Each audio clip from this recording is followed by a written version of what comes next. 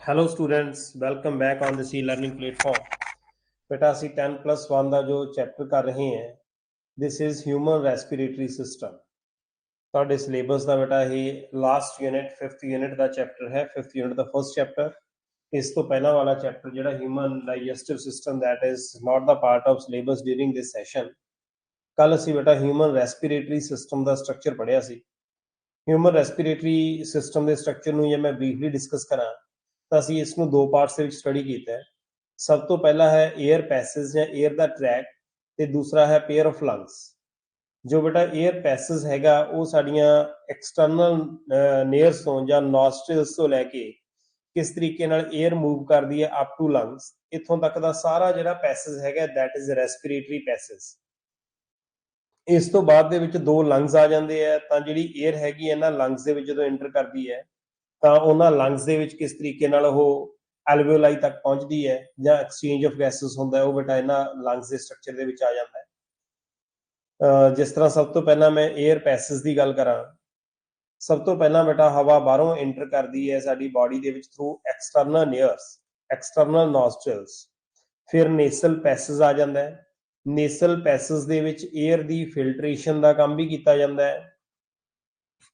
ਨੇਸਲ passage ਨੇਸਲ chamber ਆ ਜਾਂਦਾ ਹੈ, ਜਿੱਥੇ 에ਅਰ ਦੀ ਜੋ ਥਰਮੋ ਰੈਗੂਲੇਸ਼ਨ ਹੈ, ਥਰਮੋ ਰੈਗੂਲੇਸ਼ਨ ਦਾ ਕੰਮ ਵੀ ਕੀਤਾ ਜਾਂਦਾ ਹੈ ਤਾਂ ਕਿ ਟੈਂਪਰੇਚਰ ਦੇ ਅਕੋਰਡਿੰਗਲੀ 에ਅਰ ਸਾਡੀ ਬਾਡੀ ਦੇ ਵਿੱਚ ਜਾਵੇ। ਬਾਹਰ ਹਵਾ ਠੰਡੀ ਹੈ ਤਾਂ ਗਰਮ ਹੋ ਕੇ ਜਾਵੇ, ਬਾਹਰ ਗਰਮ ਹੈ ਤਾਂ ਠੰਡੀ ਹੋ ਕੇ ਹਵਾ ਸਾਡੀ ਬਾਡੀ ਦੇ ਵਿੱਚ ਜਾਵੇ। ਉਹ ਹੁੰਦਾ ਕਿਵੇਂ, ਥਰਮੋ ਰੈਗੂਲੇਸ਼ਨ ਹੁੰਦਾ ਕਿਵੇਂ ਹੈ, ਕਿਉਂਕਿ ਨੇਸਲ ਚੈਂਬਰ ਦੇ ਵਿੱਚੋਂ ਜਦੋਂ 에ਅਰ ਪਾਸ ਕਰਦੀ ਹੈ ਨਾ, ਤਾਂ ਇੱਥੇ 에ਅਰ ਜਿਹੜੀ ਹੈਗੀ ਹੈ ਉਹ ਸਾਡੇ ਬਲੱਡ ਦੇ ਬੜੇ ਕਲੋਜ਼ ਕੰਟੈਕਟ ਦੇ ਵਿੱਚ ਹੁੰਦੀ ਹੈ। ਹਿਊਮਨ ਬਲੱਡ ਦੇ ਬੜੇ ਕਲੋਜ਼ ਕੰਟੈਕਟ 'ਚੋਂ 에ਅਰ ਪਾਸ ਕਰਦੀ ਹੈ। ਜਦੋਂ ਹਵਾ ਬਲੱਡ ਦੇ ਕਲੋਜ਼ ਕੰਟੈਕਟ 'ਚੋਂ ਪਾਸ ਕਰ ਰਹੀ ਹੈ ਤਾਂ ਲਗਭਗ ਇਸ ਦਾ ਟੈਂਪਰੇਚਰ ਉਨਾ ਹੀ ਹੋ ਜਾਂਦਾ ਜਿੰਨਾ ਸਾਡੇ ਬਲੱਡ ਦਾ ਹੁੰਦਾ, ਕਹਿੰਦਾ ਮਤਲਬ 37 ਡਿਗਰੀ ਸੈਲਸੀਅਸ। ਸੋ ਇਸ ਤਰੀਕੇ ਨਾਲ ਟੈਂਪਰੇਚਰ ਵੇਰੀਏਸ਼ਨਸ ਹੋ ਜਾਂਦੀਆਂ। ਫਿਰ ਨੇਸੋਫੇਰਿੰਕਸ ਜਿਹੜਾ ਕਿ ਕਾਮਨ ਪੈਸੇਜ ਹੈ, ਦੈਨ ਗਲੋਟਿਸ ਤੋਂ ਹੁੰਦਾ ਹੋਇਆ ਉਹ ਸਾਊਂਡ ਬਾਕਸ ਲੇਰੈਂਕਸ ਤੱਕ ਜਾਂਦਾ ਹੈ। ਦੈਨ ਇਹ ਟਰੈਕੀਆ ਵਾਲਾ ਪਾਰਟ ਹੈ, ਇਸ ਟਰੈਕੀਆ ਤੱਕ ਆ ਜਾਂਦੀ ਹੈ 에ਅਰ। ਦੈਨ ਇਹ ਦੋ ਪ੍ਰਾਇਮਰੀ ਬ੍ਰੌਂਕਸ ਦੇ ਵਿੱਚ ਡਿਵਾਈਡ ਕਰ ਜਾਂਦਾ ਹੈ। ਪ੍ਰਾਇਮਰੀ ਬ੍ਰੌਂਕਸ ਡਿਵਾਈਡ ਕਰ ਜਾਂਦੇ ਨੇ ਇਨਟੂ ਸੈਕੰਡਰੀ ਬ੍ਰੌਂਕਾਈ, ਜਿਹੜੇ ਫਰਦਰ ਟਰਸ਼ਰੀ ਬ੍ਰੌਂਕਾਈ ਐਂਡ ਬ੍ਰੌਂਕਿਊਲਸ ਦੇ ਵਿੱਚ ਡਿਵਾਈਡ ਕਰ ਜਾਂਦੇ। ਬ੍ਰੌਂਕਿਊਲਸ ਨੈਕਸਟ ਟਰਮੀਨੇਟ ਕਰਦੇ ਨੇ ਇਨਟੂ ਟਰਮੀਨਲ ਬ੍ਰੌਂਕਿਊਲਸ। ਟਰਮੀਨਲ ਬ੍ਰੌਂਕਿਊਲਸ ਜਿਹੜੇ ਹੈਗੇ ਨੇ ਉਹ ਐਂਡ ਅਪ ਹੋ ਜਾਂਦੇ ਨੇ ਇਨਟੂ ਅਲਵੀਓਲਾਈ। ਟਰਮੀਨਲ ਬ੍ਰੌਂਕਿਊਲਸ ਜਿਹੜੇ ਹੈਗੇ ਨੇ ਉਹ 에ਅਰ ਸੈਕਸ ਦੇ ਵਿੱਚ ਜਾਂ ਅਲਵੀਓਲਾਈ ਦੇ ਵਿੱਚ ਐਂਡ ਅਪ ਹੋ ਜਾਂਦੇ ਨੇ, ਤੇ ਪੂਰਾ ਜਿਹੜਾ ਲੰਗਸ ਦਾ ਸਟਰਕਚਰ ਹੈ that looks like bunch of grapes. So ਦੇਖੋ ਜਿਵੇਂ ਆਹ ਟਰਮੀਨਲ ਬ੍ਰੌਂਕਿਊਲ ਸੀਗਾ, ਇਹ ਕਿਵੇਂ ਇੱਥੇ ਬਹੁਤ ਜ਼ਿਆਦਾ ਅਲਵੀਓਲਾਈ ਇਹਦੇ ਐਂਡ ਦੇ ਉੱਤੇ ਲੱਗੀਆਂ। ਸੋ ਇਹ ਬੇਟਾ ਹਿਊਮਨ ਰੈਸਪੀਰੇਟਰੀ ਸਿਸਟਮ ਦੀ ਗੱਲ ਹੈਗੀ ਹੈ। ਇਸ ਦਾ ਸਟਰਕਚਰ ਕੱਲ ਅਸੀਂ ਡਿਟੇਲ ਦੇ ਵਿੱਚ ਕਰ ਲਿਆ ਸੀ।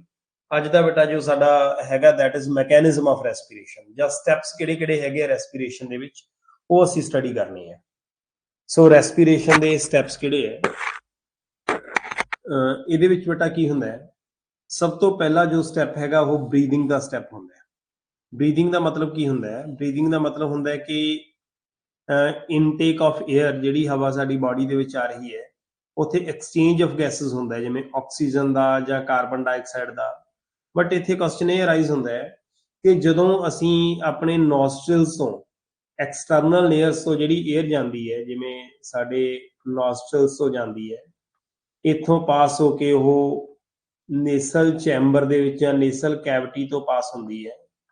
ਨੇਸਲ ਕੈਵਿਟੀ ਤੋਂ ਪਾਸ ਹੋ ਕੇ ਫਿਰ ਉਹ ਲੇਰੈਂਕਸ ਤੱਕ ਜਾਂਦੀ ਹੈ। ਲੇਰੈਂਕਸ ਤੋਂ ਫਿਰ ਉਹ ਟਰੈਕੀਆ ਤੱਕ ਜਾਂਦੀ ਹੈ। ਟਰੈਕੀਆ ਤੋਂ ਫਿਰ ਉਹ ਲੰਗਸ ਦੇ ਵਿੱਚ ਐਂਟਰ ਕਰ ਜਾਂਦੀ ਹੈ ਥਰੂ ਪ੍ਰਾਇਮਰੀ ਬ੍ਰੌਂਕਸ।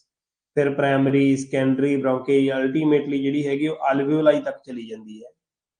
ਅਲਵੀਓਲਾਈ ਦੇ ਵਿੱਚ ਜਾ ਕੇ ਜਿਹੜੀ ਹੈਗੀ ਉਹ ਐਕਸਚੇਂਜ ਆਫ ਗੈਸਸ ਹੁੰਦੀ ਹੈ। ਅਲਵੀਓਲਾਈ ਤੇ ਬਲੱਡ ਦੇ ਵਿੱਚ ਐਕਸਚੇਂਜ ਆਫ ਗੈਸਸ ਹੁੰਦੀ ਹੈ, ਜਿੱਥੇ ਅਸੀਂ ਕਹਿੰਦੇ ਹਾਂ ਕਿ ਹਵਾ ਦੇ ਵਿੱਚੋਂ ਜਿਹੜੀ ਆਕਸੀਜਨ ਹੈਗੀ ਉਹ ਸਾਡੀ ਬਾਡੀ ਲੈ ਲੈਂਦੀ ਹੈ ਤੇ ਕਾਰਬਨ ਡਾਈਆਕਸਾਈਡ ਇੱਥੇ ਦੇ ਦਿੱਤੀ ਜਾਂਦੀ ਹੈ।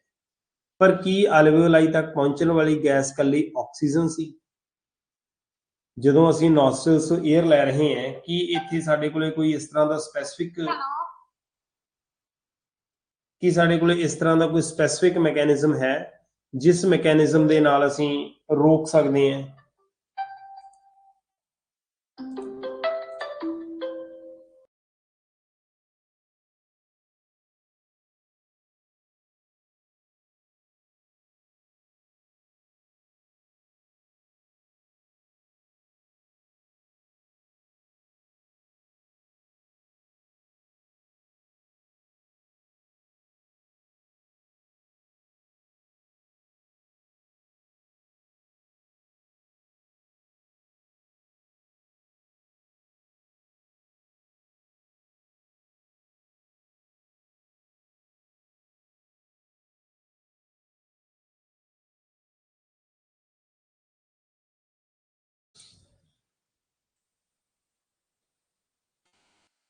सो बेटा मैं गल कर रहा सी कि की कोई इस तरह का मैकेनिज्म है नॉस्ट्रल्स कोले कि बाकी सारिया गैसां नूं कट कर दे, कल्ली ऑक्सीजन ही अंदर आवे?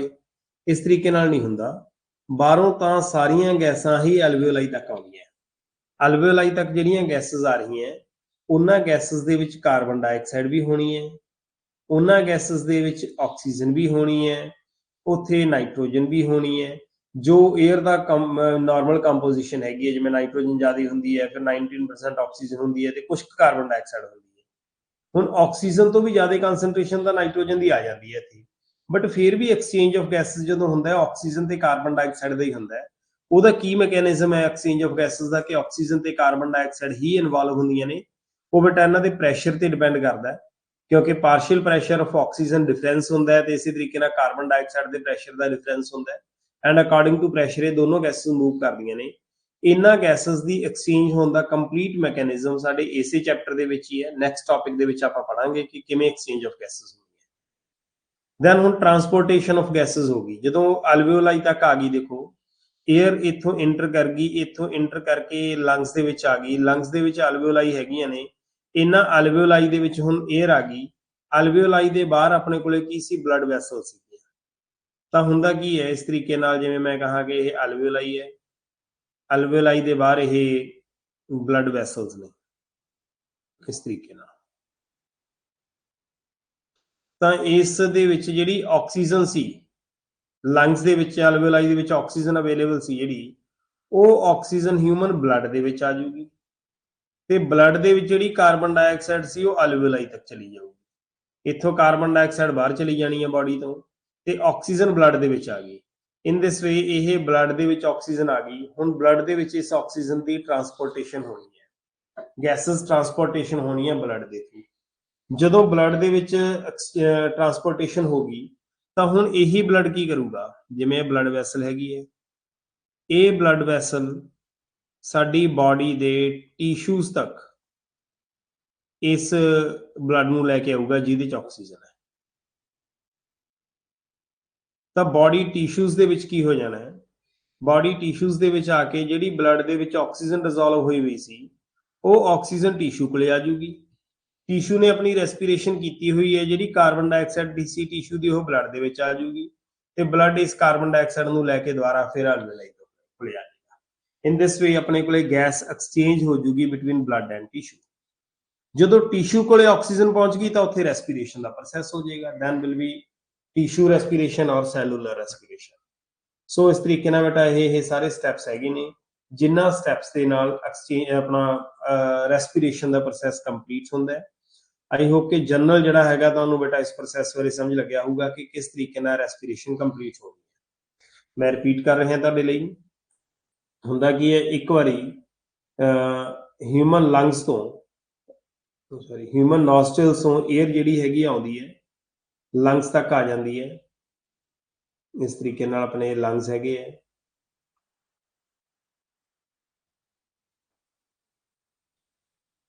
लंग्स ਦੇ ਵਿੱਚ ਜਿਵੇਂ ਇਹ ਡਿਵਾਈਡ ਕੀਤਾ ਹੋਇਆ ਅਲਟੀਮੇਟਲੀ ਐਲਵੀਓਲਾਈ ਹੁੰਦੀਆਂ ਨੇ।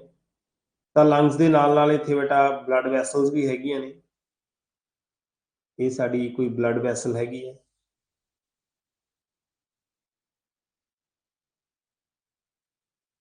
ਇਹ ਜਿਵੇਂ ਆਪਾਂ ਕਹਿ ਦਈਏ ਕਿ ਸਾਡੀਆਂ ਬਲੱਡ ਵੈਸਲਸ ਹੈਗੀਆਂ ਨੇ।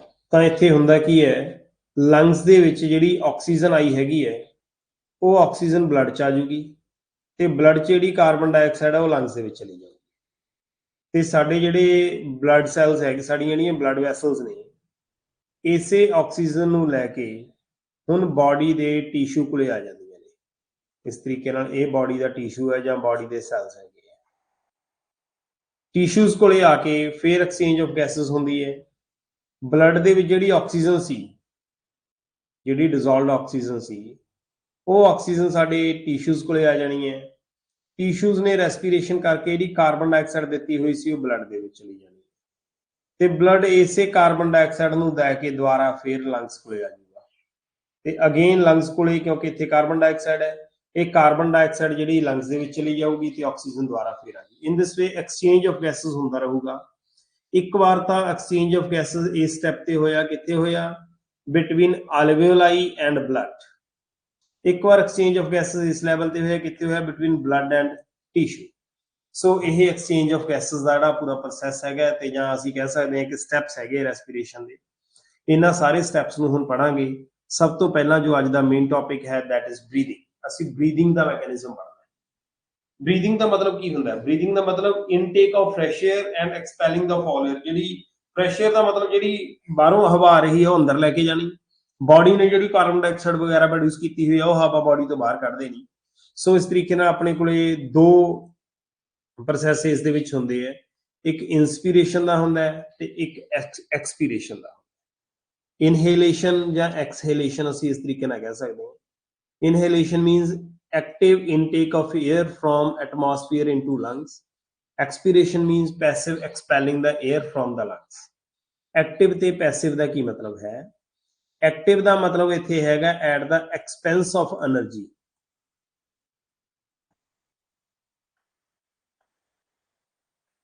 एनर्जी इत्थे यूटिलाइज होती है। एक्सपीरेशन का की मतलब है? एक्सपायर करनी, हवा बाहर कढ़नी। इसका की मतलब हैगा बेटा? पैसिव हैगी है। पैसिव का मतलब नो नीड ऑफ एनर्जी। इत्थे एनर्जी की कोई यूटिलाइजेशन नहीं है। इन दिस वे ब्रीदिंग जिहड़ा हैगा इस दे विच दो चीज़ां आ जांदियां, inspiration and expiration. Inspiration मीनस active intake of air, expiration मीनस passive expelling of air.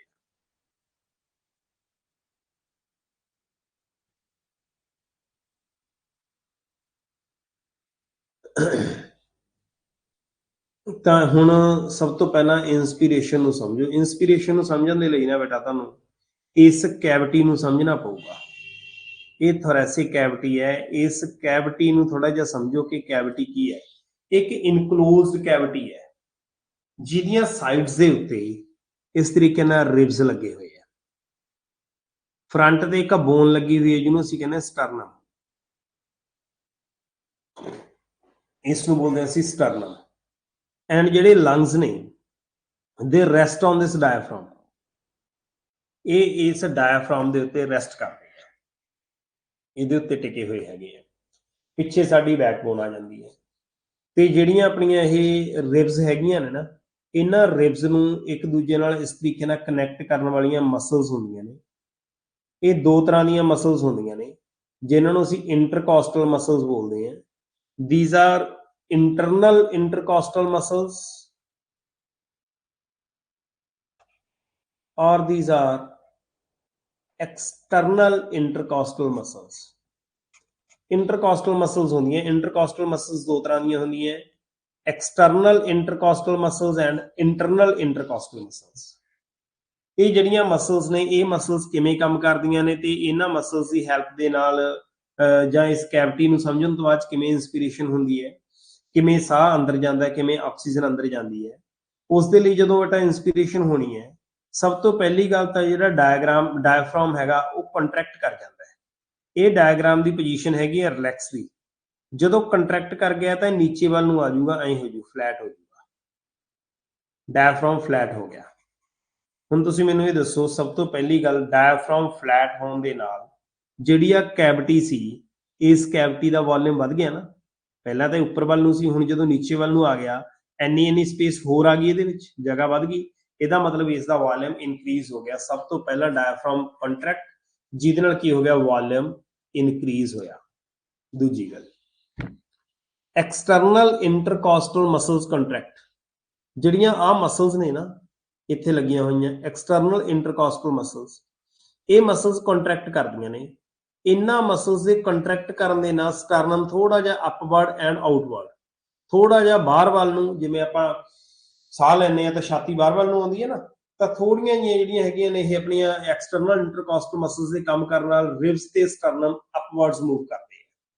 हुण तुसीं मैनूं इह दस्सो कि जदों रिब्स बाहर वाल नूं आ गए तां इहदा मतलब थोरैसिक कैविटी दा वॉल्यूम वध गया ना। सो अगेन थोरैसिक कैविटी दा वॉल्यूम की हो गया? इनक्रीज हो गया। सो दो चीज़ां होईयां। सब तो पहला तो डायफ्राम कंट्रैक्ट किया, ये कंट्रैक्ट करने दे नाल इत्थे वॉल्यूम इनक्रीज हो गया। दूसरी गल एक्सटर्नल इंटरकॉस्टल मसल्स कंट्रैक्ट कीतियां, उन्हां दे कंट्रैक्ट करने दे नाल रिब्स ते स्टर्नम बाहर वाल नूं हो गए ते जिहदे नाल वॉल्यूम इनक्रीज हो गया। हुण ये वॉल्यूम किवें इनक्रीज होया? Dorso ventrally. बैक साइड साडी डॉर्सल है, फ्रंट साइड साडी वेंट्रल है। ਜਦੋਂ ਅਸੀਂ ਸਾਹ ਲੈਂਦੇ ਹਾਂ, ਤੁਸੀਂ ਲੈ ਕੇ ਦੇਖੋ ਛਾਤੀ ਬਾਹਰ ਵੱਲ ਨੂੰ ਆਉਂਦੀ ਹੈ ਤਾਂ ਇਹਦਾ ਮਤਲਬ ਡੋਰਸਲ ਤੇ ਵੈਂਟਰਲ ਸਾਈਡ ਵੱਲ ਸਾਡੀ ਥੋਰੈਸਿਕ ਕੈਵਿਟੀ ਵੱਧ ਗਈ, ਉਹਦਾ ਸਾਈਜ਼ ਵੱਧ ਗਿਆ। ਤੇ ਜਦੋਂ ਡਾਇਫਰਾਮ ਕੰਟਰੈਕਟ ਕੀਤਾ, ਜਿਹਨੂੰ ਅਸੀਂ ਫੀਲ ਨਹੀਂ ਕਰ ਸਕਦੇ, ਤਾਂ ਵੋਲਿਊਮ ਐਂਟੀਰੀਅਰ ਅਪਸਾਈਡ ਐਂਟੀਰੀਅਰ ਹੈ, ਡਾਊਨ ਸਾਈਡ ਪੋਸਟੀਰੀਅਰ ਹੈ, ਐਂਟੀਰੀਅਰ ਟੂ ਪੋਸਟੀਰੀਅਰ ਸਾਈਡ ਵੱਲ ਜਿਹੜਾ ਹੈਗਾ ਵੋਲਿਊਮ ਇਨਕਰੀਜ਼ ਹੋ ਗਿਆ। ਸੋ ਇਸ ਤਰੀਕੇ ਨਾਲ ਦੋਨਾਂ ਚੀਜ਼ਾਂ ਨਾਲ ਜਿਹੜਾ ਹੈਗਾ ਵੋਲਿਊਮ ਇਨਕਰੀਜ਼ ਹੋ ਰਿਹਾ ਹੈ। ਐਂਟੀਰੀਅਰ ਪੋਸਟੀਰੀਅਰਲੀ ਵੀ ਵੋਲਿਊਮ ਇਨਕਰੀਜ਼ ਹੋ ਰਿਹਾ ਹੈ ਤੇ ਡੋਰਸੋ ਵੈਂਟਰਲੀ ਵੀ ਵੋਲਿਊਮ ਇਨਕਰੀਜ਼ ਹੋ ਰਿਹਾ ਹੈ। ਜਦੋਂ ਵੋਲਿਊਮ ਇਨਕਰੀਜ਼ ਹੋ ਗਿਆ ਥੋਰੈਸਿਕ ਕੈਵਿਟੀ ਦਾ, ਤਾਂ ਹੁਣ ਫਿਜ਼ਿਕਸ ਦਾ ਇੱਕ ਜਨਰਲ ਪ੍ਰਿੰਸੀਪਲ ਹੈ, ਉਹ ਪ੍ਰਿੰਸੀਪਲ ਹੈਗਾ ਪ੍ਰੈਸ਼ਰ ਦਾ ਤੇ ਵੋਲਿਊਮ ਦਾ। ਜਿਵੇਂ ਹੀ ਵੋਲਿਊਮ ਇਨਕਰੀਜ਼ ਹੁੰਦਾ ਹੈ, ਪ੍ਰੈਸ਼ਰ ਡਿਕਰੀਜ਼ ਕਰ ਜਾਂਦਾ ਹੈ। ਇਹਦਾ ਮਤਲਬ ਇਸ ਕੈਵਿਟੀ ਦੇ ਵਿੱਚ ਪ੍ਰੈਸ਼ਰ ਡਿਕਰੀਜ਼ ਕਰ ਗਿਆ। ਬਾਹਰ ਦਾ ਪ੍ਰੈਸ਼ਰ ਕੀ ਸੀ? ਐਟਮੋਸਫੇਰਿਕ ਪ੍ਰੈਸ਼ਰ। ਐਟਮੋਸਫੇਰਿਕ ਪ੍ਰੈਸ਼ਰ ਜਿਹੜਾ ਹੈਗਾ ਉਹ ਕਿੰਨਾ ਹੁੰਦਾ ਹੈ? ਐਟਮੋਸਫੇਰਿਕ ਪ੍ਰੈਸ਼ਰ ਸਾਡਾ ਹੁੰਦਾ 1 ਐਟਮੋਸਫੀਅਰ। ਐਟਮੋਸਫੇਰਿਕ ਪ੍ਰੈਸ਼ਰ 1 ਐਟਮੋਸਫੀਅਰ ਹੁੰਦਾ ਹੈ। ਸੋ ਜਿਹੜਾ ਇਹ ਪ੍ਰੈਸ਼ਰ ਹੈਗਾ ਇਹ ਨਾਰਮਲ ਸੀ, ਬਟ ਅੰਦਰ ਦਾ ਪ੍ਰੈਸ਼ਰ ਡਿਕਰੀਜ਼ ਕਰ ਗਿਆ। According to general principle of physics, air always moves from higher pressure to lower pressure. ਬਾਹਰ ਵਾਲਾ ਪ੍ਰੈਸ਼ਰ ਜ਼ਿਆਦਾ ਸੀ, ਅੰਦਰ ਵਾਲਾ ਪ੍ਰੈਸ਼ਰ ਘੱਟ ਸੀ, ਇਸ ਕਰਕੇ ਹਵਾ ਬਾਹਰੋਂ ਅੰਦਰ ਵੱਲ ਨੂੰ ਆ ਗਈ ਤੇ ਇਨਸਪੀਰੇਸ਼ਨ ਹੋ ਗਈ। ਇੰਸਪਾਇਰ ਕਰ ਲਈ ਅਸੀਂ ਹਵਾ ਅੰਦਰ ਖਿੱਚ ਲਈ। ਅਸੀਂ ਬਾਹਰ ਦਾ ਪ੍ਰੈਸ਼ਰ ਨਹੀਂ ਇਨਕਰੀਜ਼ ਕੀਤਾ, ਅਸੀਂ ਕੀ ਕੀਤਾ? ਅੰਦਰ ਦਾ ਪ੍ਰੈਸ਼ਰ ਡਿਕਰੀਜ਼ ਕੀਤਾ। ਸਾਡਾ ਜਿਹੜਾ ਹੈਗਾ ਐਕਸਟਰਨਲ ਪ੍ਰੈਸ਼ਰ ਇਨਕਰੀਜ਼ ਨਹੀਂ ਹੋਇਆ, ਇੰਟਰਨਲ ਪ੍ਰੈਸ਼ਰ ਡਿਕਰੀਜ਼ ਹੋ ਗਿਆ। ਜਦੋਂ ਇੰਟਰਨਲ ਪ੍ਰੈਸ਼ਰ ਡਿਕਰੀਜ਼ ਹੋ ਜਾਊਗਾ ਤਾਂ ਬਾਹਰਲਾ ਪ੍ਰੈਸ਼ਰ ਆਪਣੇ ਆਪ ਹੀ ਉਹਦੇ ਕੰਪੈਰੀਟਿਵਲੀ ਵੱਧ ਗਿਆ, ਤਾਂ 에ਅਰ ਜਿਹੜੀ ਹੈਗੀ it moves from higher pressure to lower pressure. ਇਸ ਕਰਕੇ ਬਾਹਰ ਵਾਲੀ ਹਵਾ ਕੀ ਆ ਹੁਣ ਬਾਡੀ ਦੇ ਅੰਦਰ ਆ ਜੂਗੀ ਤੇ ਸਾਡੀ ਥੋਰੈਸਿਕ ਕੈਵਿਟੀ ਦੇ ਵਿੱਚ ਜਿਹੜੀ ਹੈਗੀ ਹਵਾ ਭਰ ਜੂਗੀ, ਸੋ ਇੰਸਪੀਰੇਸ਼ਨ ਹੋ ਗਈ। ਸੋ ਉਹੀ ਚੀਜ਼ ਹੈ, ਸਟੈਪ ਵਾਈਜ਼ ਸਾਰਾ ਲਿਖਿਆ ਹੋਇਆ। ਲੰਗਸ ਐਕਸਪੈਂਡ ਕਰ ਜਾਣਗੇ, ਪਲਮੋਨਰੀ ਵੋਲਿਊਮ ਇਨਕਰੀਜ਼ ਕਰ ਜੂਗਾ, ਇੰਟਰਾ ਪਲਮੋਨਰੀ ਪ੍ਰੈਸ਼ਰ ਡਿਕਰੀਜ਼ ਕਰ ਜੂਗਾ, air moves from outside to inside. Air ਜਿਹੜੀ ਹੈਗੀ ਆ ਬਾਹਰ ਵੱਲੋਂ ਜਿਹੜੀ ਹੈਗੀ ਆ ਉਹ ਅੰਦਰ ਵੱਲ ਨੂੰ ਮੂਵ ਕਰ। ਸੋ ਇਨ ਦਿਸ ਵੇ ਜਿਹੜਾ ਹੈਗਾ ਇਹ ਮੈਕੈਨਿਜ਼ਮ ਹੈ ਬਰੀਥਿੰਗ ਦਾ। ਇਸ ਬਰੀਥਿੰਗ ਦੇ ਮੈਕੈਨਿਜ਼ਮ ਦੇ ਅਕੋਰਡਿੰਗਲੀ ਹੀ 에ਅਰ ਜਿਹੜੀ ਉਹ ਮੂਵ ਕਰਦੀ ਹੈ। ਇਹ ਇਨਸਪੀਰੇਸ਼ਨ ਹੋਈ ਹੈ ਜਸਟ, ਹਜੇ ਆਪਾਂ ਐਕਸਪੀਰੇਸ਼ਨ ਪੜ੍ਹਨੀ ਹੈ। ਇੱਕ ਵਾਰ ਸਕਰੀਨ ਦੇ ਉੱਤੇ ਲਿਖੇ ਹੋਏ ਸਾਰੇ ਜਿਹੜੇ ਹੈਗੇ ਇਸ ਨੂੰ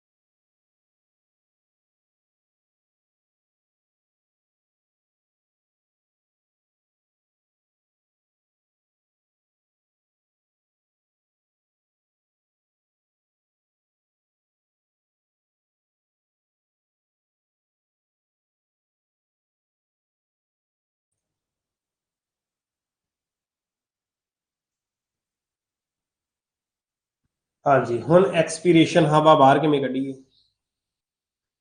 ਇਸ ਟਾਈਮ ਦੇ ਉੱਤੇ ਉਲਟਾ ਹੋ ਜਾਊਗਾ। ਜਿਹੜੀਆਂ ਪਹਿਲਾਂ ਐਕਸਟਰਨਲ ਇੰਟਰਕੋਸਟਲ ਮਸਲਸ ਕੰਟਰੈਕਟ ਕੀਤੀਆਂ ਸੀ, ਹੁਣ ਇੰਟਰਨਲ ਇੰਟਰਕੋਸਟਲ ਮਸਲਸ ਕੰਟਰੈਕਟ ਕਰਨਗੀਆਂ ਤੇ ਡਾਇਫਰਾਮ ਰਿਲੈਕਸ ਕਰ ਜੂਗਾ। ਰਿਲੈਕਸ ਦਾ ਮਤਲਬ ਪਹਿਲਾਂ ਸਿੱਧਾ ਹੋ ਗਿਆ ਸੀ, ਦੇਖੋ ਫਲੈਟ ਹੋ ਗਿਆ ਸੀ, ਹੁਣ ਰਿਲੈਕਸ ਹੋ ਗਿਆ ਤਾਂ ਉੱਪਰ ਚਲਿਆ ਗਿਆ।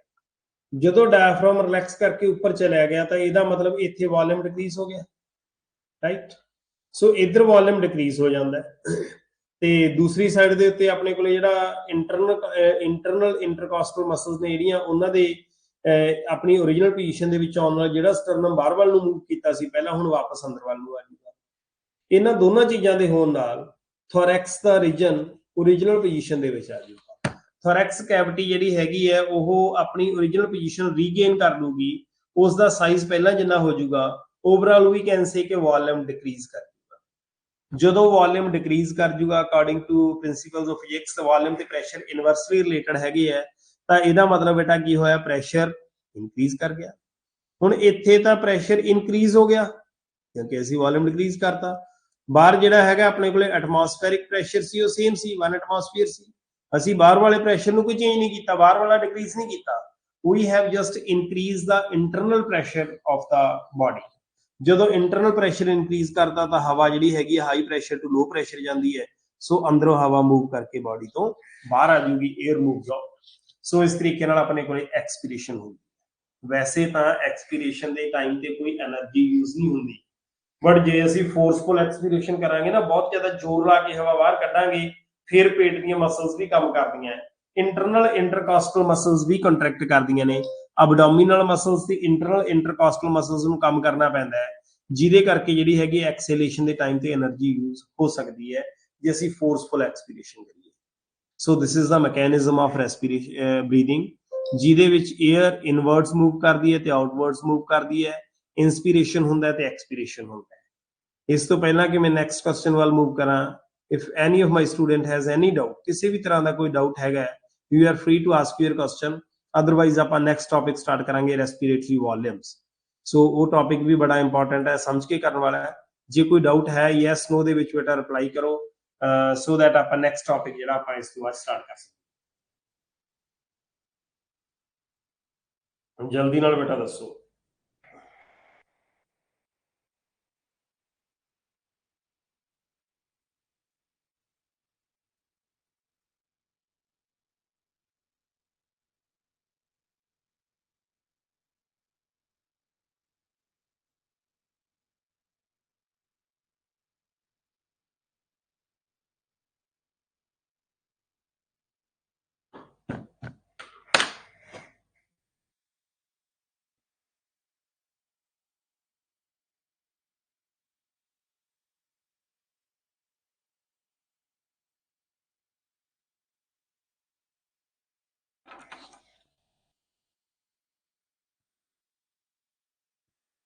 Simran, Isha, Gagandeep, Harmanpreet, are you there?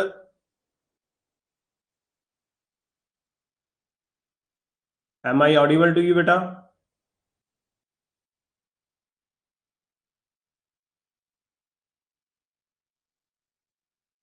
Okay, Harmanpreet, beta, topic समझ लग गया, so that मैं आगे proceed करा। Simranpreet, Isha, Gagandeep is also there, so फिर मैं बेटा further proceed करूंगा, आगे proceed करूंगा।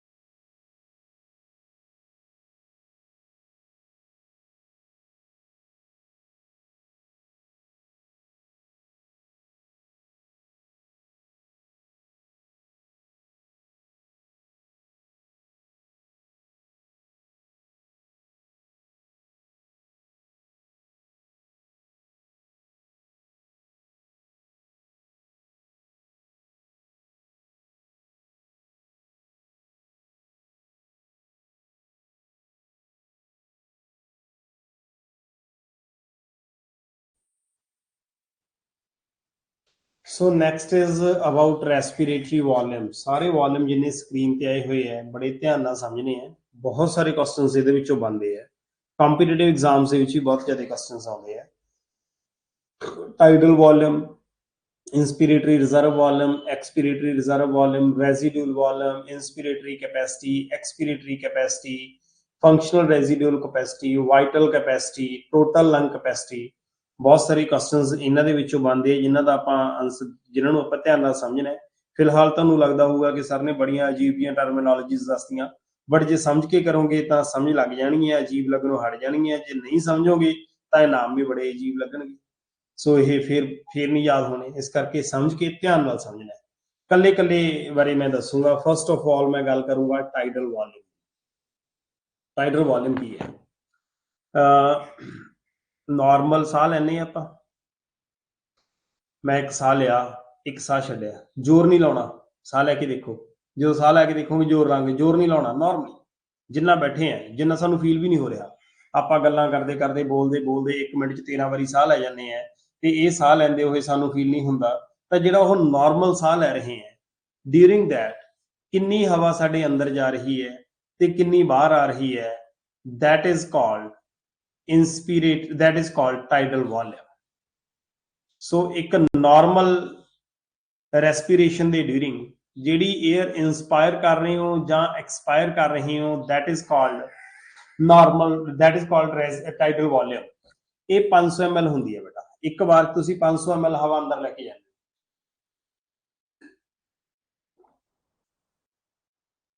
ਜੇ 500 ml ਅੰਦਰ ਲੈ ਕੇ ਜਾਓਗੇ ਛੱਡੋਗੇ ਕਿ ਨਹੀਂ? 500 ਹੀ ਛੱਡੋਗੇ, ਅੰਦਰ ਥੋੜੀ ਰਹਿ ਜੂਗੇ। ਐ ਤਾਂ ਜੇ ਤੁਸੀਂ 20 ml ਵੀ ਕਈ ਵਾਰੀ ਰੱਖੀ ਗਈ, 500 ml ਲਈ 480 ml ਛੱਡੀ, ਸ਼ਾਮ ਤੱਕ ਤਾਂ ਬੋਡੀ ਦੇ ਵਿੱਚ ਕਿੰਨੀ ਹਵਾ ਇਕੱਠੀ ਹੋ ਜੂਗੀ? ਜਿੰਨੀ ਹਵਾ ਅੰਦਰ ਜਾਂਦੀ ਓਨੀ ਹੀ ਬਾਹਰ ਆਊਗੀ। ਸੋ ਇਹ 500 ml ਹੈ ਇੱਕ ਵਾਰ ਦੇ ਵਿੱਚ। ਇੱਕ ਮਿੰਟ ਦੇ ਵਿੱਚ ਜਿਹੜੀ ਹੈਗੀ ਆਪਾਂ 13 ਕੁ ਵਾਰੀ ਲਗਭਗ ਸਾਹ ਲੈ ਲੈਂਦੇ ਆ, ਤਾਂ 6500 ਹੋ ਗਈ। ਸੋ 6 ਤੋਂ 8 ਲੀਟਰ ਜਾਂ 6000 ਤੋਂ 8 ਲੀਟਰ, 6000 ਤੋਂ 8000 ml ਪਰ ਮਿੰਟ। ਇੱਕ ਮਿੰਟ ਦੇ ਵਿੱਚ 6 ਤੋਂ 8 ਲੀਟਰ ਤੱਕ ਜਾਂ 6000 ਤੋਂ 8000 ਮਿਲੀਲੀਟਰ ਤੱਕ ਦੀ ਹਵਾ ਜਿਹੜੀ ਹੈਗੀ ਹੈ ਉਹ ਸਾਡੀ ਬੋਡੀ ਦੇ ਅੰਦਰ ਜਾਂ ਬਾਹਰ ਜਾਂਦੀ ਹੈ। That is called tidal. ਅੱਗੇ ਦੇਖੋ, ਹੁਣ ਨੀਚੇ ਵੀ ਧਿਆਨ ਦਿਓ। ਟਾਈਡਲ ਵੋਲਿਊਮ ਜਿਹੜਾ ਹੈਗਾ ਮੈਂ ਇੱਥੇ ਦਿਖਾਇਆ ਹੋਇਆ, ਇਹ ਦਿਖਾਇਆ ਹੋਇਆ ਇੱਥੇ, ਇੱਥੇ ਟਾਈਡਲ ਵੋਲਿਊਮ ਦਿਖਾਇਆ ਹੋਇਆ। ਜਿਵੇਂ ਹੀ ਮੈਂ ਨੈਕਸਟ ਸਲਾਈਡ ਤੇ ਆਉਂਗਾ ਤਾਂ ਨੀਚੇ ਵੀ ਵੋਲਿਊਮ ਮੂਵ ਕਰੂਗਾ।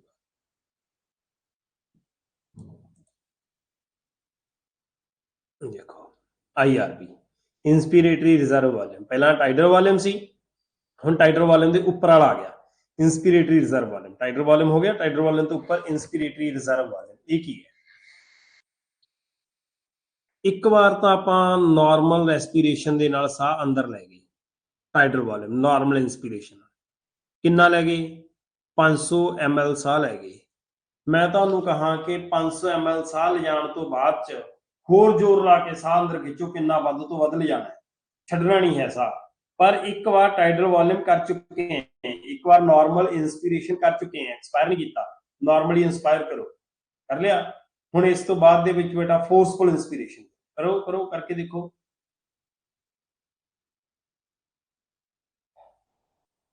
ਛੱਡ ਵੀ ਦਿੱਤਾ ਹੋਊਗਾ ਸਾਹ, ਹਨਾ, ਬਹੁਤ ਟਾਈਮ ਰੱਖਿਆ ਨਹੀਂ ਜਾਂਦਾ। ਸੋ ਛੱਡਣਾ ਵੀ ਹੈ, ਕਿਤੇ ਤੁਸੀਂ ਕਹੋ ਕਿ ਸਰ ਛੱਡਣ ਨੂੰ ਤਾਂ ਗਏ ਨਹੀਂ ਤੁਸੀਂ।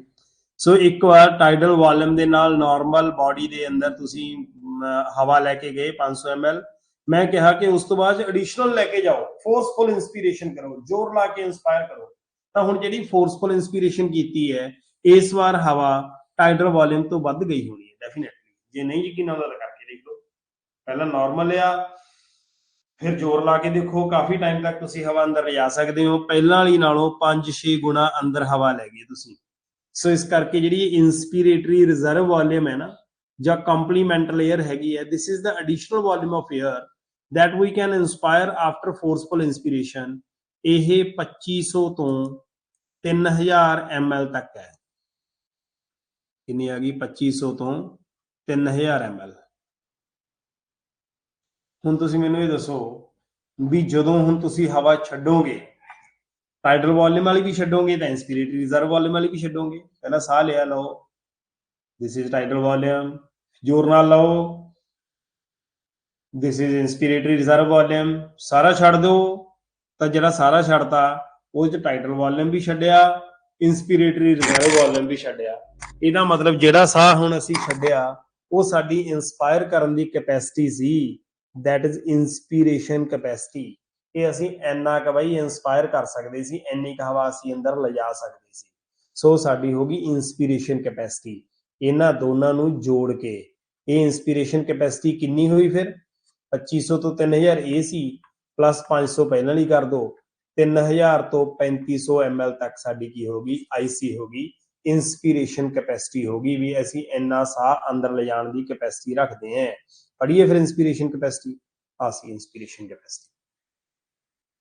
Total volume of air inspired after a normal expiration. ਇੱਕ ਵਾਰ ਨਾਰਮਲ ਸਾਹ ਛੱਡਣ ਤੋਂ ਬਾਅਦ ਚ, ਨਾਰਮਲ ਸਾਹ ਛੱਡਣ ਦਾ ਮਤਲਬ ਟਾਈਡਲ ਵੋਲਿਊਮ ਹੀ ਛੱਡਿਆ ਨਾ, ਨਾਰਮਲ ਸਾਹ ਛੱਡਣ ਤੋਂ ਬਾਅਦ ਜਿਹੜਾ ਖਿੱਚਿਆ, ਪਹਿਲਾਂ ਕੀ ਖਿੱਚੋਗੇ? ਨਾਰਮਲ ਛੱਡਿਆ ਤਾਂ ਨਾਰਮਲ ਖਿੱਚੋਗੇ, ਟਾਈਡਲ ਵੋਲਿਊਮ ਖਿੱਚੋਗੇ।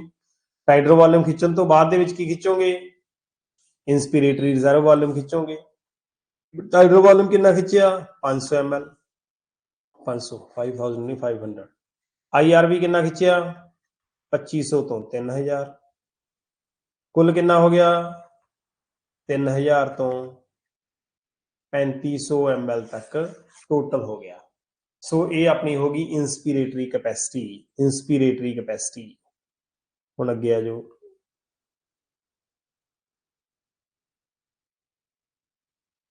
टाइडल वॉल्यूम हो गया, additional air inspiratory reserve volume हो गया, देन है एक्सपीरेटरी रिजर्व वॉल्यूम। ਹੁਣ मैं कहा कि कहना ਤੁਹਾਨੂੰ मेरे मैनू फॉलो करियो। एक बार नॉर्मल साह लो, लिया, this is tidal volume. Normal साह छड्डो, this is also tidal volume. Normal साह छड्डण तो बाद साह लेना नहीं, होर साह छड्डना है, जोर नाल कड्ढना है, अंदरों हवा कड्ढो। ਜਿਹੜੀ ਇਹ ਹੈਗੀ ਹੈ ਤੁਸੀਂ ਜ਼ੋਰ ਨਾਲ ਹੁਣ ਹਵਾ ਕੱਢੀ ਹੈ, this is called expiratory reserve volume. ਇਹ ਕਿੱਥੋਂ ਆ ਗਈ ਬਈ? ਅੰਦਰ ਤਾਂ ਗਈ ਨਹੀਂ ਸੀ, ਅੰਦਰ ਤਾਂ ਕੱਲਾ ਟਾਈਡਲ ਵੋਲਿਊਮ ਗਿਆ ਸੀ। ਟਾਈਡਲ ਵੋਲਿਊਮ ਗਿਆ, ਟਾਈਡਲ ਵੋਲਿਊਮ ਛੱਡਤਾ, ਇਹਦੂ ਬਾਅਦ ਜ਼ੋਰ ਲਾ ਕੇ ਹੋਰ ਛੱਡੀ, ERV ਐਕਸਪੀਰੇਟਰੀ ਰਿਜ਼ਰਵ ਵੋਲਿਊਮ। ਇਹਦਾ ਮਤਲਬ ਸਾਡੇ ਲੰਗਸ ਦੇ ਵਿੱਚ ਇੰਨੀ ਕੁ ਹਵਾ ਤਾਂ ਪਹਿਲਾਂ ਪਈ ਰਹਿੰਦੀ ਹੈ। ਕਿੰਨੀ ਕੁ ਹੈ ਇਹ? 1000 ਤੋਂ 1100 ml। ਸੁਣੋ ਆਪ ਨੂੰ ਹੀ ਪਤਾ ਲੱਗ ਜੂ ਕਿ ਜਦੋਂ ਤੁਸੀਂ ਲੰਬਾ ਸਾਹ ਲਿਆ ਸੀ, ਜ਼ੋਰ ਨਾਲ ਸਾਹ ਲਿਆ ਸੀ, ਇੰਸਪੀਰੇਟਰੀ ਰਿਜ਼ਰਵ ਵੋਲਿਊਮ ਉਹ ਤਾਂ ਕਾਫੀ ਸੀ, ਪਰ ਜ਼ੋਰ ਨਾਲ ਛੱਡਣ ਵੇਲੇ ਵਾਲਾ ਜ਼ਿਆਦਾ ਨਹੀਂ ਆਈ। ਰਿਪੀਟ ਕਰ ਰਹੇ ਹਾਂ, ਨॉर्मल ਸਾਹ ਲਓ, ਟਾਈਡਲ ਵੋਲਿਊਮ, ਨॉर्मल ਸਾਹ ਛੱਡੋ, ਟਾਈਡਲ ਵੋਲਿਊਮ, ਜ਼ੋਰ ਨਾਲ ਸਾਹ ਛੱਡੋ। ਜਿਹੜਾ ਹੁਣ ਤੁਸੀਂ ਜ਼ੋਰ ਨਾਲ ਸਾਹ ਛੱਡਿਆ, ਬਹੁਤੇ ਜ਼ਿਆਦਾ ਟਾਈਮ ਤੱਕ ਨਹੀਂ ਛੱਡ ਸਕੇ, ਕੁਝ ਟਾਈਮ ਬਾਅਦ ਤੁਸੀਂ ਰੁਕ ਗਏ। This is expiratory reserve volume. ਇਹ ਜਿਹੜਾ ਹੈਗਾ ਬੇਟਾ ਫੋਰਸਫੁਲ ਐਕਸਪੀਰੇਸ਼ਨ ਦੇ ਨਾਲ ਜਿਹੜਾ ਹਵਾ ਬਾਹਰ ਕੱਢ ਸਕਦੇ ਆ, ਐਕਸਪੀਰੇਟਰੀ ਰਿਜ਼ਰਵ ਵੋਲਿਊਮ। ਇੰਸਪੀਰੇਟਰੀ ਰਿਜ਼ਰਵ ਵੋਲਿਊਮ ਜ਼ਿਆਦਾ ਸੀ, ਐਕਸਪੀਰੇਟਰੀ ਰਿਜ਼ਰਵ ਵੋਲਿਊਮ ਜ਼ਿਆਦਾ ਨਹੀਂ ਹੈ। ਹੁਣ ਜਦੋਂ ਫੋਰਸਫੁਲ ਐਕਸਪੀਰੇਸ਼ਨ ਕਰਤੀ, ਲੰਗਸ ਖਾਲੀ ਹੋ ਗਏ? ਹਜੇ ਵੀ ਲੰਗਸ ਖਾਲੀ ਨਹੀਂ ਹੋਏ, ਪਿੱਛੇ ਹਜੇ ਵੀ ਹਵਾ ਬਚ ਗਈ। ਜਿਹੜੀ ਉਹ ਪਿੱਛੇ ਹਵਾ ਬਚ ਗਈ, that is called residual volume। ਪਿੱਛੇ ਲੰਗਸ 'ਚ ਹਜੇ ਵੀ 에ਅਰ ਬਚ ਗਈ, ਜਿਹੜੀ ਕੱਢੀ ਨਹੀਂ ਜਾ ਸਕੀ, ਫੋਰਸਫੁਲ ਐਕਸਪੀਰੇਸ਼ਨ ਦੇ ਨਾਲ ਵੀ ਨਹੀਂ ਕੱਢ ਸਕੇ, ਫਿਰ ਵੀ ਪਿੱਛੇ ਬਚ ਗਈ, that is residual volume। ਉਹ ਕਿੰਨੀ ਹੈ? 1100 ਤੋਂ 1200 ml। ਠੀਕ ਹੈ ਨਾ? ਕਹਿਣ ਦਾ ਮਤਲਬ ਹਰ ਵਕਤ ਇਹਨਾਂ ਦੋਨੋਂ ਨੂੰ ਜੋੜ ਲਓ। ਕਿੰਨੀਆਂ ਹੋ ਗਈਆਂ? 2100 ਤੋਂ 2300। ਕਹਿਣ ਦਾ ਮਤਲਬ ਅਬਾਊਟ 2 ਲੀਟਰ 2 ਲੀਟਰ 에ਅਰ, ਲਗਭਗ 2000 ml 에ਅਰ ਹਰ ਵਕਤ ਸਾਡੇ ਲੰਗਸ ਦੇ ਵਿੱਚ ਰਹਿੰਦੀ ਹੋਈ ਰਹਿੰਦੀ ਹੈ। ਹਰ ਵਕਤ ਸਾਡੇ ਲੰਗਸ ਦੇ ਵਿੱਚ ਰਹਿੰਦੀ ਹੋਈ ਰਹਿੰਦੀ ਹੈ। ਸੋ ਇਹ ਜਿਹੜੀ ਹੈਗੀ ਆਪਣੇ ਕੋਲੇ ਫੰਕਸ਼ਨਲ ਰੈਜ਼ੀਡੂਅਲ ਕੈਪੈਸਿਟੀ ਹੈਗੀ ਹੈ। ਸੋ FRC ਹੈ, ਫੰਕਸ਼ਨਲ ਰੈਜ਼ੀਡੂਅਲ ਕੈਪੈਸਿਟੀ। ਇੱਥੋਂ ਸਮਝੋ ਦੁਬਾਰੇ ਫੇਰ, tidal volume is normal intake and normal outflow। ਨॉर्मल outflow ਤੋਂ ਬਾਅਦ ਚ ਜ਼ੋਰ ਲਾ ਕੇ ਹੋਰ ਸਾਹ ਕੱਢਣ ਦੀ ਕੋਸ਼ਿਸ਼ ਕੀਤੀ, ਐਕਸਪੀਰੇਟਰੀ ਰਿਜ਼ਰਵ ਵੋਲਿਊਮ ਵੀ ਬਾਹਰ ਕੱਢ ਬੈਠੇ। ਉਦੋਂ ਪਿੱਛੇ ਦੇਖਿਆ, ਫੇਰ ਵੀ ਰੈਜ਼ੀਡੂਅਲ ਵੋਲਿਊਮ ਪਿੱਛੇ ਬਚਿਆ ਪਿਆ। ਇਹਦਾ ਮਤਲਬ ਇੱਥੋਂ ਤੱਕ ਦੀ ਕਹਾਣੀ ਤਾਂ ਨਾਰਮਲ ਚੱਲਦੀ ਸੀ, ਆ ਤਾਂ ਬਾਕੀ ਦਾ ਜ਼ੋਰ ਨਾਲ ਸਾਹ ਲਾ ਕੇ ਅਸੀਂ ਬਾਹਰ ਕੱਢਤਾ ਜਾਂ ਕੱਢਣ ਤੋਂ ਬਾਅਦ ਚ ਵੀ ਪਿੱਛੇ ਬਚ ਗਿਆ। ਸੋ ਇੰਨਾ ਤਾਂ ਸਾਡਾ ਬੋਡੀ ਦਾ ਜਿਹੜਾ ਹੈਗਾ ਰੈਜ਼ੀਡੂਅਲ ਕੈਪੈਸਿਟੀ ਜਿਹੜੀ ਹੈਗੀ, ਫੰਕਸ਼ਨਲ ਰੈਜ਼ੀਡੂਅਲ ਕੈਪੈਸਿਟੀ ਜਿਹੜੀ ਹੈਗੀ ਆ ਉਹ ਰਹਿੰਦੀ ਹੋਈ ਰਹਿੰਦੀ ਹੈ। So ਅਸੀਂ this is functional residual capacity 2100 ਤੋਂ 2300 ml। This is the volume of air remaining in the lungs after normal inspiration, normal expiration। ਇੱਕ ਵਾਰ ਨਾਰਮਲ ਸਾਹ ਲਿਆ, ਨਾਰਮਲ ਸਾਹ ਛੱਡਿਆ, ਉਸ ਤੋਂ ਬਾਅਦ ਵੀ ਪਿੱਛੇ ਲੰਗਸ ਦੇ ਵਿੱਚ ਜਿਹੜੀ ਹਵਾ ਬਚ ਜਾਂਦੀ ਹੈ, that is called functional residual capacity, ਜਿਹੜੀ ਕਿ 2100 ਤੋਂ 2300 ml ਤੱਕ ਹੁੰਦੀ ਹੈ। Is it clear to you? ਸੋ ਬੇਟਾ ਇਹ ਸੀ ਫੰਕਸ਼ਨਲ ਰੈਜ਼ੀਡੂਅਲ ਕੈਪੈਸਿਟੀ। ਹਜੇ ਹੋਰ ਵੀ ਪਈਆਂ ਕੈਪੈਸਿਟੀਜ਼, ਮੁੱਕੀਆਂ ਨਹੀਂ, ਪਰ ਬਣਨੀਆਂ ਇਹਨਾਂ ਸਾਰੀਆਂ ਦੇ ਵਿੱਚੋਂ ਸੀ ਇੰਨੀਆਂ ਕੁ ਬਣਨੀਆਂ। ਸੋ ਸਟਾਰਟਿੰਗ ਤੋਂ ਆਉਣੇ ਆ, tidal volume, normal intake and normal outflow ਵਿਚ is 500 ml। Inspiratory reserve volume, additional volume of air ਜਿਹਨੂੰ ਅਸੀਂ ਇੰਸਪਾਇਰ ਕਰ ਸਕਦੇ ਹਾਂ 2500 ਤੋਂ 3000 ml। ਦੈਨ ਐਕਸਪੀਰੇਟਰੀ ਰਿਜ਼ਰਵ ਵੋਲਿਊਮ, ਜ਼ੋਰ ਨਾਲ ਸਾਹ ਨਾਲ ਜਿਹੜੀ ਬਾਹਰ ਕੱਢੀ ਜਾ ਸਕਦੀ, ਐਕਸਪੀਰੇਟਰੀ ਰਿਜ਼ਰਵ ਵੋਲਿਊਮ 1000 ਤੋਂ 1100। then residual volume ਜਿਹੜਾ ਪਿੱਛੇ ਹਜੇ ਵੀ ਬਚ ਗਿਆ, that is functional residual volume। then inspiratory capacity, total air ਜਿਹੜੀ ਅੰਦਰ ਇੰਸਪਾਇਰ ਕੀਤੀ ਜਾ ਸਕਦੀ ਹੈ। ਇੱਕ ਤਾਂ ਟਾਈਡਲ ਵੋਲਿਊਮ ਨਾਰਮਲ ਵਾਲੀ, ਇੱਕ 2500 ਤੋਂ 3000 ml ਵਾਲੀ, ਟੋਟਲ 3 ਤੋਂ 3500 ਤੱਕ ਜਿਹੜੀ ਹੈਗੀ ਆਪਾਂ ਬੇਟਾ ਉਹ ਇੰਸਪੀਰੇਟਰੀ ਕੈਪੈਸਿਟੀ ਰੱਖਦੇ ਹਾਂ। then ਆਪਣੇ ਕੋਲੇ ਆ ਜਾਂਦਾ ਐਕਸਪੀਰੇਟਰੀ ਕੈਪੈਸਿਟੀ, ਕਿੰਨਾ ਕੁ ਅਸੀਂ ਸਾਹ ਬਾਹਰ ਕੱਢ ਸਕਦੇ ਹਾਂ। ਉਹ ਇਨਸਪੀਰੇਟਰੀ ਕੈਪੈਸਿਟੀ ਜਿਨ੍ਹਾਂ ਅੰਦਰ ਲਿਜਾ ਸਕਦੇ ਸੀ ਉਹ ਕਾਹਦਾ ਜੋੜ ਸੀ ਇਨਸਪੀਰੇਟਰੀ ਕੈਪੈਸਿਟੀ ਸੀ ਜਿਹੜੀ that was the sum of tidal volume and inspiratory reserve volume ਤੇ expiratory capacity ਕਾਹਦਾ sum ਹੋ ਜੂਗੀ this is the sum of tidal volume and expiratory reserve volume ਇਹਨਾਂ ਦੋਨਾਂ ਨੂੰ ਜੋੜ ਦਿਓ ਇਹ ਕਿੰਨੀ ਸੀ 1000 ਤੋਂ 1100 ਇਹ ਕਿੰਨੀ ਸੀ 500 ਕਿੰਨੀ ਹੋ ਗਈ 1500 ਤੋਂ 1600 ਸੋ 1500 ਤੋਂ 1600 ਸਾਡੀ ਐਕਸਪੀਰੇਟਰੀ ਕੈਪੈਸਿਟੀ ਹੈ ਜਿਵੇਂ ਇਨਸਪੀਰੇਟਰੀ ਕੈਪੈਸਿਟੀ ਸੀ ਇਵੇਂ ਕੀ ਹੋਗੀ ਐਕਸਪੀਰੇਟਰੀ ਕੈਪੈਸਿਟੀ ਇੰਨਾ ਅਸੀਂ ਸਾਹ ਵੱਧ ਤੋਂ ਵੱਧ ਬਾਹਰ ਕੱਢ ਸਕਦੇ ਹਾਂ ਇਦੋਂ ਵੱਧ ਨਹੀਂ 1500-1600 ml ਤੋਂ ਵੱਧ ਨਹੀਂ ਕੱਢ ਸਕਦੇ ਸੋ ਇਹ ਸਾਡੀ ਐਕਸਪੀਰੇਟਰੀ ਕੈਪੈਸਿਟੀ ਹੈ ਨੈਕਸਟ ਇਜ਼ ਫੰਕਸ਼ਨਲ ਰੈਜ਼ੀਡੂਅਲ ਕੈਪੈਸਿਟੀ ਇਹ ਮੈਂ ਤੁਹਾਨੂੰ ਪਹਿਲਾਂ ਹੀ ਦੱਸਦੀ ਕਿ ਬਾਡੀ ਦੇ ਲੰਗਸ ਦੇ ਵਿੱਚ ਇੰਨੀ ਕੁ ਹਵਾ ਰਹਿੰਦੀ ਹੈ ਨਾਰਮਲ ਐਕਸਪੀਰੇਸ਼ਨ ਤੋਂ ਬਾਅਦ ਚ ਵੀ 2100 300 2300 ml ਤੱਕ then is vital capacity of lungs ਦਾ ਕੀ ਮਤਲਬ ਹੈ ਤੁਹਾਡੇ ਲੰਗਸ ਦੀ ਫੰਕਸ਼ਨਲ ਕੈਪੈਸਿਟੀ ਹੈ ਇਹ ਦੇਖੋ ਇਨਸਪੀਰੇਟਰੀ ਟਾਈਡਲ ਵਾਲੀਅਮ ਤਾਂ ਨਾਰਮਲ ਆਇਆ ਇਸ ਤੋਂ ਬਾਅਦ ਦੇ ਵਿੱਚ ਨਾਰਮਲ ਆਉਣ ਤੋਂ ਬਾਅਦ ਦੇ ਵਿੱਚ ਅਸੀਂ ਇਹ ਅੰਦਰ ਲੈ ਲਿਆ ਇਨਸਪੀਰੇਟਰੀ ਰਿਜ਼ਰਵ ਵਾਲੀਅਮ ਹੋਰ ਅਸੀਂ ਜ਼ਿਆਦਾ ਅੰਦਰ ਲੈ ਲਿਆ ਇਹ ਹੋ ਗਿਆ ਜਦੋਂ ਇਹ ਅੰਦਰ ਲੈ ਲਿਆ ਤਾਂ ਸਾਡੇ ਕੋਲੇ ਇੰਨੀ ਕੁ ਹਵਾ ਅੰਦਰ ਪਹਿਲਾਂ ਪਈ ਸੀ ਪਈ ਤਾਂ ਰੈਜ਼ੀਡੂਅਲ ਵਾਲੀਅਮ ਵੀ ਸੀ ਪਰ ਰੈਜ਼ੀਡੂਅਲ ਵਾਲੀਅਮ ਨੂੰ ਐਕਸਕਲੂਡ ਕਰ ਦਿਓ ਕਿਉਂਕਿ ਜਦੋਂ ਹੁਣ ਤੁਸੀਂ ਫੋਰਸਫੁਲ ਐਕਸਪੀਰੇਸ਼ਨ ਕਰਨੀ ਹੈ ਤਾਂ ਤੁਸੀਂ ਕੀ ਕੁਝ ਬਾਹਰ ਕੱਢੋਗੇ ਪਹਿਲਾਂ ਫੋਰਸਫੁਲ ਇਨਸਪਾਇਰ ਕੀਤਾ ਫਿਰ ਫੋਰਸਫੁਲ ਐਕਸਪਾਇਰ ਕਰੋਗੇ ਤਾਂ ਤੁਸੀਂ ਕੀ ਕੁਝ ਬਾਹਰ ਕੱਢੋਗੇ ਟਾਈਡਲ ਵਾਲੀਅਮ ਲਿਆ ਬਾਹਰ ਕੱਢੋਗੇ ਇਨਸਪੀਰੇਟਰੀ ਰਿਜ਼ਰਵ ਵਾਲੀਅਮ ਫੋਰਸਫੁਲੀ ਲਿਆ ਸੀ ਫੋਰਸਫੁਲੀ ਬਾਹਰ ਕੱਢਾਂਗੇ ਉਸ ਤੋਂ ਬਾਅਦ ਚ ਵੀ ਹੋਰ ਜ਼ੋਰ ਲਾ ਲਿਆ ਐਕਸਪੀਰੇਟਰੀ ਰਿਜ਼ਰਵ ਵਾਲੀਅਮ ਵੀ ਬਾਹਰ ਕੱਢਤਾ ਇਹਨਾਂ ਸਾਰੀਆਂ ਟੋਟਲ ਨੂੰ ਕਹਿੰਦੇ vital capacity volume of air that can breathe in after a forceful expiration ਤੋਂ ਬਾਅਦ ਨਾਰਮਲ ਸਾਹ ਲਓ ਟਾਈਡਲ ਵਾਲੀਅਮ ਛੱਡੋ ਟਾਈਡਲ ਵਾਲੀਅਮ ਹੋਰ ਜ਼ੋਰ ਨਾਲ ਛੱਡੋ ਐਕਸਪੀਰੇਟਰੀ ਰਿਜ਼ਰਵ ਵਾਲੀਅਮ ਹੁਣ ਜ਼ੋਰ ਨਾਲ ਸਾਹ ਲਓ ਜ਼ੋਰ ਨਾਲ ਸਾਹ ਲਓਗੇ ਤਾਂ ਜਿਹੜਾ ਆਹ ਜ਼ੋਰ ਨਾਲ ਛੱਡੇ ਸੀ ਪਹਿਲਾਂ ਲਾਓਗੇ ਫਿਰ ਟਾਈਡਲ ਵਾਲੀਅਮ ਲਾਓਗੇ ਫਿਰ ਹੋਰ ਜ਼ੋਰ ਨਾਲ ਇਨਸਪੀਰੇਟਰੀ ਰਿਜ਼ਰਵ ਵਾਲੀਅਮ ਵੀ ਛੱਡ ਦਿਓ ਬਹੁਤ ਜ਼ਿਆਦਾ ਹਵਾ ਅੰਦਰ ਇਕੱਠੀ ਕਰ ਲਈ ਤੁਸੀਂ ਸੋ ਇਸ ਤਰੀਕੇ ਨਾਲ ਜਿਹੜੀ ਹੈਗੀ ਆਪਾਂ ਹਵਾ ਜਿਹੜੀ ਹੈਗੀ ਉਹ ਬਾਰ-ਬਾਰ ਛੱਡਦੇ ਆਂ ਤਾਂ ਇਸ ਨੂੰ ਜਿਹੜੀ ਹੈਗੀ ਹੈ ਬੇਟਾ ਬੋਲਦੇ ਆ vital capacity of the lungs